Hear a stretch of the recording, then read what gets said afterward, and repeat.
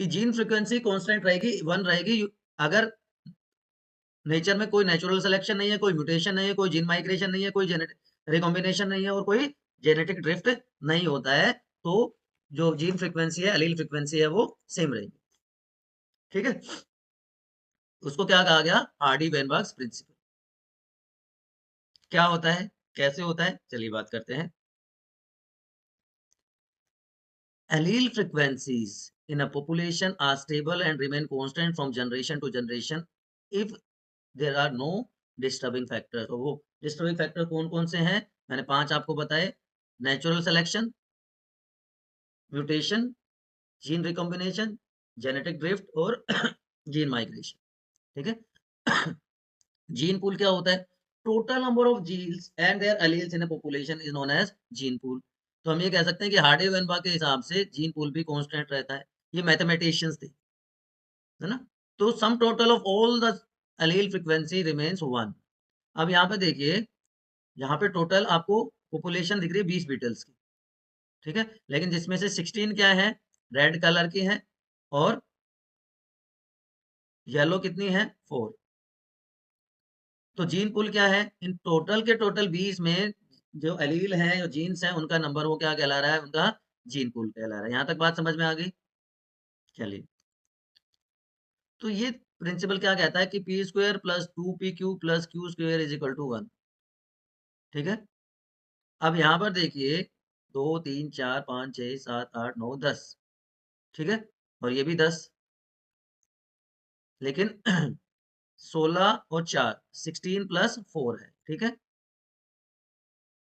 अब एलील ए, एलील ए, एलील ए 26 है, allele small ए 14 है। टोटल जीन पूल क्या हो गया?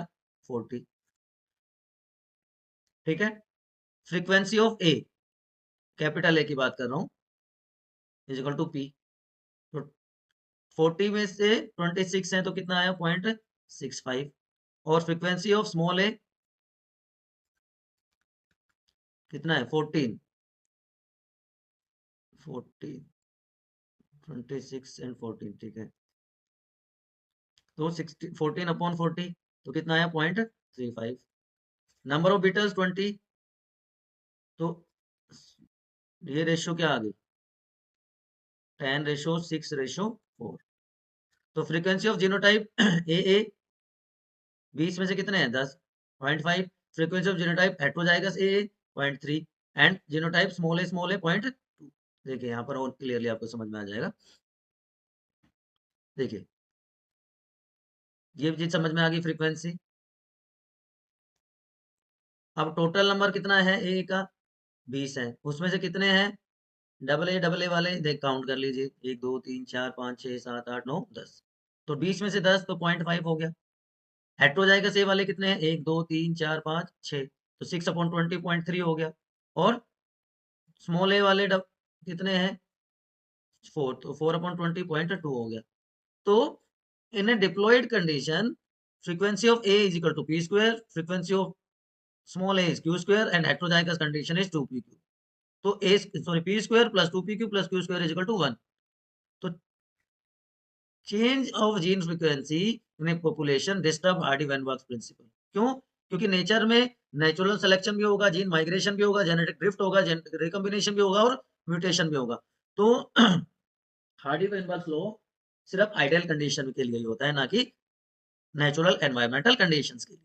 ठीक है बच्चों। अब फैक्टर्स कौन कौन से हैं जो अफेक्ट करते हैं हार्डी वेनबर्ग इक्विलिब्रियम को?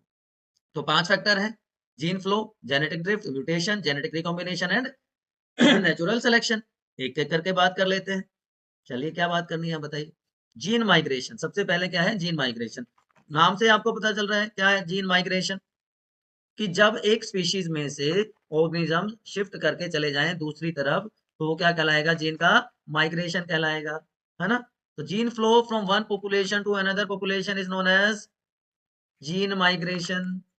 याद रहेगा कि ये स्पीशीज ए या पॉपुलेशन ए है, यहाँ पे 5 मेंबर्स हैं, ये पॉपुलेशन बी है, यहाँ पे 4 मेंबर्स हैं। तो यहाँ से एक मेंबर, एक ऑफस्प्रिंग यहाँ से चला गया यहाँ पे, तो क्या हो गया? यहाँ पे जीन्स का माइग्रेशन हुआ। तो पॉपुलेशन ए का नंबर कम हो गया, पॉपुलेशन बी का नंबर बढ़ गया।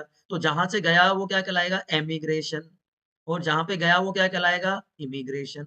तो एमिग्रेशन की वजह से पॉपुलेशन का साइज डिक्रीज होता है, इमिग्रेशन की वजह से पॉपुलेशन का साइज बढ़ता है। ठीक है। अगर जीन माइग्रेशन मल्टीपल टाइम होता है तो एनसीईआरटी क्या कहती है, if gene migration occurs multiple time it is known as gene flow, है ना। जीन फ्लो अकर्स,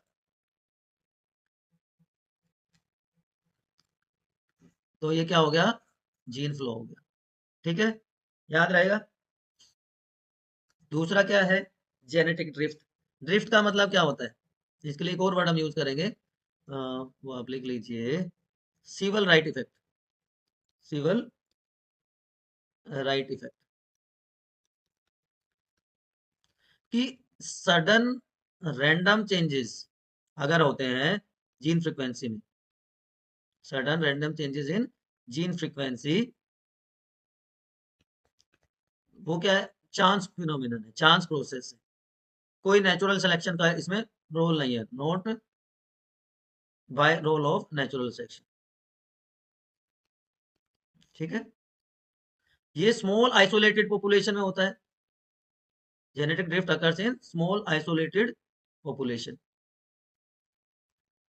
ठीक है, दो एग्जांपल्स इसके आप ले सकते हो, स्मॉल आइसोलेटेड पॉपुलेशन के आप दो एग्जांपल ले सकते हो, एक को कहते हैं फाउंडर इफेक्ट और दूसरा कहलाता है बोटलनेक इफेक्ट।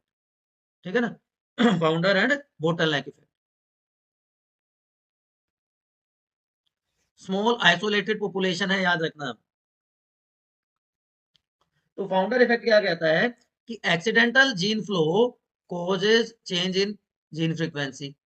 तो कई बार ये फ्रीक्वेंसी इतनी चेंज हो जाती है कि न्यू सैंपल जो है पॉपुलेशन का वो डिफरेंट स्पीशीज बन जाता है। तो जो ओरिजिनल पॉपुलेशन जो ड्रिफ्ट होकर गई थी वो वहां के मेन मेंबर्स हो जाते हैं, और इसलिए इस इफेक्ट को फाउंडर इफेक्ट कहते हैं। कि ये देखिए, एक स्मॉल पॉपुलेशन साइज था, यहाँ पे अलग अलग तरह के स्पीशीज थी, बीटल्स की दो पॉपुलेशन, दो स्पीशीज आपको दिखाई दे रही है ना, रेड एंड येलो।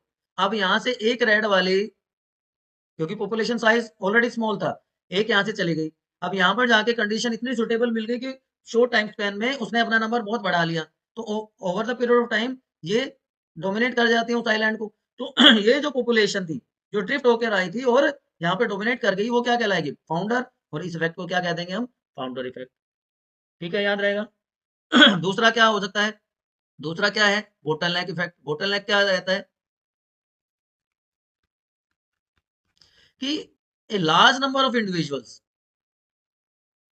एक पॉपुलेशन में से बहुत सारे इंडिविजुअल्स अगर नेचुरल कैलेमिटी की वजह से डिस्ट्रॉय हो जाए, नेचुरल कैलेमिटी फ्लड की फॉर्म में हो सकती है, या एपिडेमिक की वजह से हो सकती है, या एनिमल्स की बात करें तो हंटिंग की वजह से हो सकती है, तो लार्ज पॉपुलेशन क्या हो गई, डिस्ट्रॉय हो गई। तो जो रिमेनिंग मेंबर्स होंगे उस स्पीशीज के, जो सर्वाइवर्स होंगे, वो क्या करेंगे, वो पॉपुलेशन को रिप्रेजेंट करेंगे, वो ही पॉपुलेशन हो गई ना, तो और वो इंटरप्रेट करेंगे, उनमें रिप्रोडक्शन होगा, और उसी से फ्यूचर जनरेशन की फॉर्मेशन होगी, नई पॉपुलेशन की। लेकिन यहाँ पे जीन फ्रीक्वेंसी चेंज हो जाएगी, है ना, जीन फ्रीक्वेंसी चेंज हो जाएगी, जीन पूल चेंज हो जाएगा। आपने देखा होगा सीजनल वेरिएशन आ जाते हैं कुछ ऑर्गेनिज्म के पॉपुलेशन में, हाउस फ्लाई जो होती है वो समर्स में ज्यादा हो जाती है, फिर विंटर्स में नंबर कम हो जाता है, या उल्टा होता है, बताइए मुझे। तो ऑलरेडी जो एक स्मॉल पॉपुलेशन थी, ये मान लीजिए एक हैबिटेट है, और यहाँ पे एक स्मॉल पॉपुलेशन थी ऑर्गेनिजम्स की, बुशेज हैं मान लीजिए, बुशेज हैं यहाँ पर। अब एक एलिफेंट आया और उसने बुशेज को क्रश कर दिया, मोस्टली बुशेज वर, एलिफेंट स्टैम्पीड हो गया और मोस्टली बुशेज वर क्रश्ड। अब इन बुशेज पे ये वाली जो बीटल्स थी ये सरवाइव कर रही थी, तो ये मोस्टली ये डिस्ट्रॉय होगी। मान लो 10 बीटल थी, एक में जीन 10 थे, तो टोटल 100 जीन्स वर देयर, अब 8 उसमें से मान लो नेचुरल कैलेमिटी की वजह से डेथ होगी, 2 बची, तो टोटल जीन फ्रीक्वेंसी कितनी रह गई? तो जीन फ्रीक्वेंसी चेंज हो गई। अब यही आपस में रिप्रोड्यूस करेंगे, नंबर बढ़ाएंगे तो over the period of time number बढ़ गया, लेकिन gene frequency, allele frequency change हो जाती है, इसलिए इसको क्या कहते हैं? Bottleneck effect. याद रहेगा आपको? क्लियर है? चलिए, उसके बाद आ जाता है अगला म्यूटेशंस। सीधी सी बात है, म्यूटेशन की वजह से तो नए फिनोटाइप्स आते ही है, और उसकी वजह से फ्यूचर जनरेशन पे बन जाएंगी, नई स्पीशीज भी शॉर्ट टाइम पीरियड के बाद बन जाती है। रिकॉम्बिनेशन, जीन्स की रिसफलिंग हो जाती है और इसकी वजह से नए कॉम्बिनेशन बन जाते हैं, जीन फ्रीक्वेंसी चेंज हो जाती है, एलील फ्रीक्वेंसी चेंज हो जाती है। एंड फाइनली नेचुरल सिलेक्शन, ये पांचवा फैक्टर है जो हार्डी वेनबर्ग लॉ को अफेक्ट करता है, दैट इज नेचुरल सिलेक्शन। अब किसी पॉपुलेशन में, एक पॉपुलेशन है जिसमें 3 टाइप के ऑर्गेनिजम्स हैं, 3 साइज के ऑर्गेनिजम्स हैं। साइज का हम एग्जांपल ले लेते हैं, 3 साइज्ड माइस आर देयर, ठीक है? एक हो जाएंगे लार्ज साइज्ड, एक हो जाएंगे मीडियम साइज्ड, और तीसरे हो जाएंगे स्मॉल साइज्ड। 3 टाइप के माइस हैं यहाँ पे, और इसी के बेसिस पे हम 3 टाइप के नेचुरल सिलेक्शन को डिस्कस करेंगे। 3 टाइप्स ऑफ नेचुरल सिलेक्शन। पहला होता है बच्चों stabilising selection, directional selection and disruptive selection. देख पा रहे होंगे आप कि यहाँ पे पीक जो है एक पर्टिकुलर एरिया में बन रही है, यहाँ पे पीक जो है एक पर्टिकुलर डायरेक्शन में बन रही है, और यहाँ पर डिफरेंट पीक्स आर ऑब्टेन्ड, और बीच में जो पॉपुलेशन साइज है, नंबर ऑफ स्पीशीज है, वो कम है। क्या रीजन है, कैसे ये होता है, एक एक करके हम बात करते हैं। देखिए, सबसे पहला है स्टेबलाइजिंग, कि more individuals acquire mean character value and variation is reduced. मैंने अभी बताया ना आपको कि लार्ज पॉपुलेशन साइज एक मीन को फॉलो करती है अगर रैट के अलावा, माइस के अलावा हम बात करें, ह्यूमन बींग्स में अगर हाइट की बात करें हम, तो एवरेज हाइट हम क्या मानते हैं? 5.5 टू 5.7 फीट मेल्स में। लेकिन ऐसा नहीं है ना कि इससे कम वाले या इससे ज्यादा वाले इंडिविजुअल्स नहीं होते, but medium size individuals are favoured, तो पीक वहीं पे ऑब्टेन्ड होती है। पीक हायर हो जाएगी, स्टीपर हो जाएगी, जैसे जैसे नंबर ऑफ इंडिविजुअल्स बढ़ेगा। तो स्टेबिलिटी कहाँ पे आ रही है? उस पर्टिकुलर नैरो रेंज में, इसलिए इसको क्या कहते हैं? स्टेबलाइजिंग नेचुरल सिलेक्शन, ठीक है? दूसरा क्या है? डायरेक्शनल, कि more individuals of one extreme, एक पर्टिकुलर साइड में, एक पर्टिकुलर डायरेक्शन में ज्यादा इंडिविजुअल्स होते हैं, तो सॉरी, एनसीईआरटी क्या कहती है कि more individuals acquire value other than mean, कि मीन पोजीशन से ज्यादा में ऑर्गेनिज्म होते हैं, तो पीक पीक जो है वो एक पर्टिकुलर डायरेक्शन में शिफ्ट हो जाती है, यहाँ पे ना होके एक पर्टिकुलर डायरेक्शन में शिफ्ट होगी। जैसे हमने एग्जांपल देखा था इंडस्ट्रियल मेलानिज्म में, कि बिफोर इंडस्ट्रियलाइजेशन व्हाइट कलर ज्यादा था, तो एक पर्टिकुलर डायरेक्शन में थे, आफ्टर इंडस्ट्रियलाइजेशन डार्क कलर ज्यादा हो गया था। या डीडीटी रेजिस्टेंस मॉस्किटोज देखे थे हमने। तो जब एक पर्टिकुलर डायरेक्शन में, एक पर्टिकुलर एरिया में जो है इंडिविजुअल्स का नंबर बढ़ जाए, पीक शिफ्ट हो जाए एक पर्टिकुलर डायरेक्शन में, तो क्या कहलाएगा? Directional selection. और तीसरा बच्चों क्या होता है? तीसरा होता है डिसरप्टिव सिलेक्शन, कि दोनों एक्सट्रीम, दोनों एंड्स पे ऑर्गेनिजम्स का नंबर ज्यादा होगा, लेकिन बीच में कंडीशन सुटेबल ना हो या एडेप्टेशन ना हो पाए, उसकी वजह से ऑर्गेनिजम्स का नंबर कम होता है, तो डिफरेंट पीक्स आर ऑब्टेन्ड। यहाँ पर आप देख पा रहे होंगे डिफरेंट पीक्स आर ऑब्टेन्ड, इसलिए जो फिनोटाइप है वो फेवर्ड बाय नेचुरल सिलेक्शन एक पर्टिकुलर एरियाज में, तो इसलिए इसको क्या कहेंगे? डिसरप्टिव या डाइवर्सिफाइंग नेचुरल सिलेक्शन।